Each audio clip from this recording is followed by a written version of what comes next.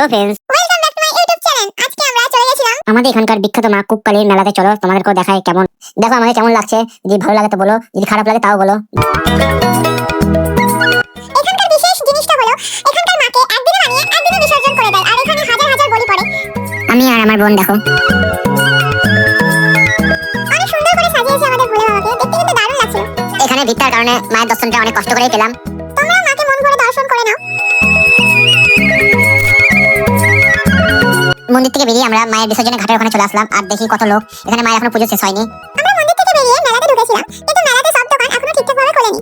আমরা মায়ের মন্দিরকে ভালোভাবে দেখার জন্য বা দর্শন করার জন্য আমরা রেল লাইনের উপরে উঠি এবং দেখি ট্রেন আসছে, সেখানে ট্রেন না মালগাড়ি আসছে। চলো তোমরাও দেখো। রেল লাইনের উপর থেকে মায়ের মন্দিরটা দেখতে কতই না সুন্দর লাগছে, আর ভিউটা জাস্ট দেখো। এবার আমরা বাড়ি থেকে রওনা দেবো। এখন দেখতে পাচ্ছ এতটা ভিড়, আর একটু পরে তো আরো কতটা ভিড় হয়ে যাবে, ওই জন্য আমরা তাড়াতাড়ি করে বাড়ি থেকে রওনা দিলাম। চলো আমরা এখন বাড়ি যাই, আর ভিডিওটা ভালো লাগলে লাইক কমেন্ট শেয়ার অবশ্যই করো। আর সবাই সুস্থ থেকো, আর দেখা হবে নেক্সট ভিডিওতে। চলো এখন বাই।